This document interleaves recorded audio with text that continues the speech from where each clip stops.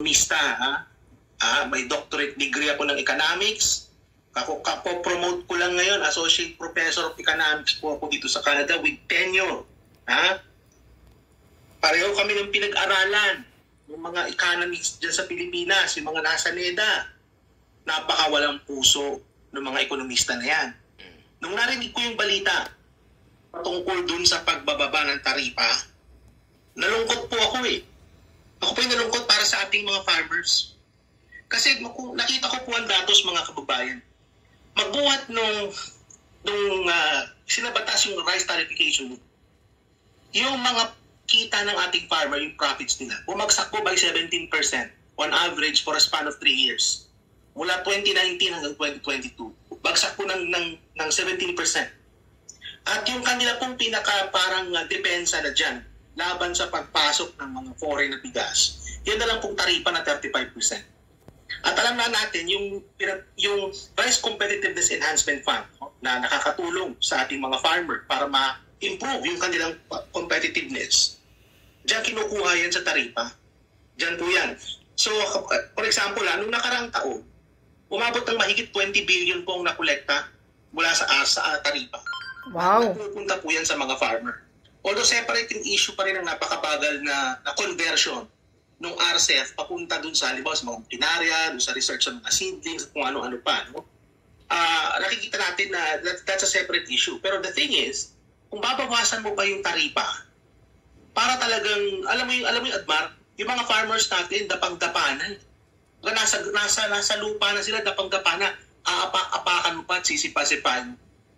Ganun yung naramdaman ko nung nalaman ko yung balita na ito na binawasan palalo yung taripa. No? Meron tayong empirical evidence na kung saan na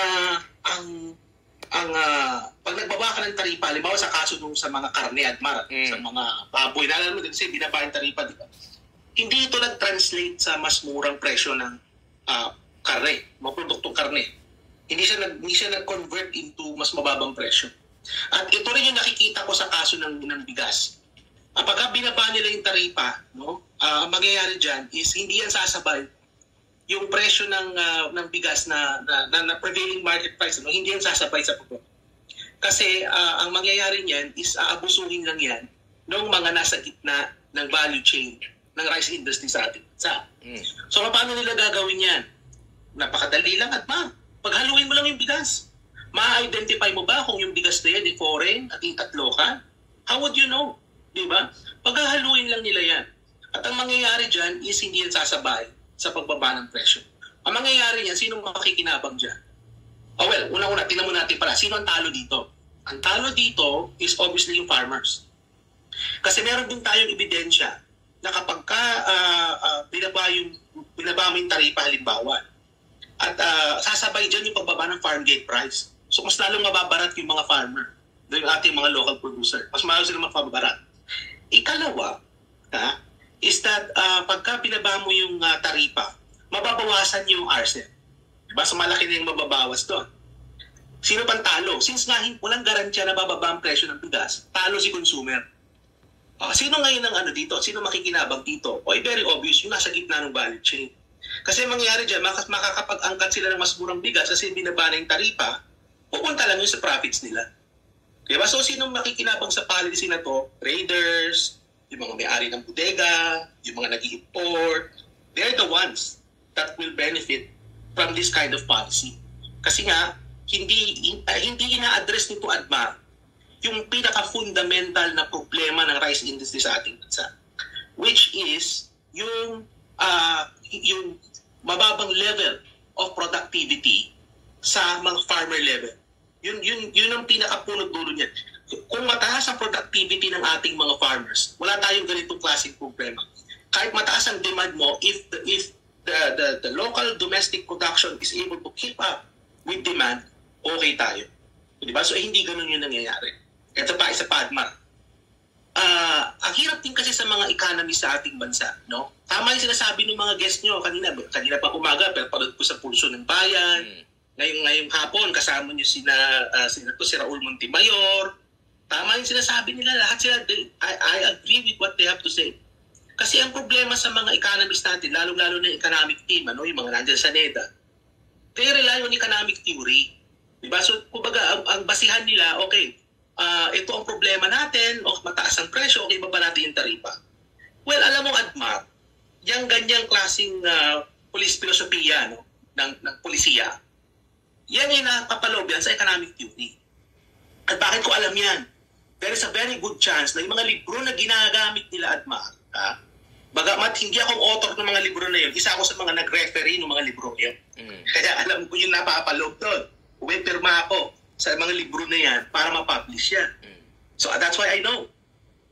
The issue is, yung mga theory niya, these theories will work if and only if perfecto yung merkado. Ibig sabihin yung perfecto yung merkado, ibig sabihin, Admar, walang nagmamanipula ng presyo, walang nanggugulang sa mga consumer, walang nanggugulang sa mga farmer. Madalit sabi, perfect competition, walang problema. No? Binaba mo yung taripa, kung ano yung sinasabi ng teorya, ay bababa ang presyo. Parang sinasabi mo, Doc, na in short, hindi akma sa Pilipinas yung libro. hindi naman sa hindi akma, no? Ang problema kasi sa sitwasyon natin sa rice industry natin, may market imperfections, Admar. May nanggugulang sa kalagitnaan ng value chain. Meron nanggugulang dun sa retail. May nanggugulang din dun sa mga farmer. Binabarat sila.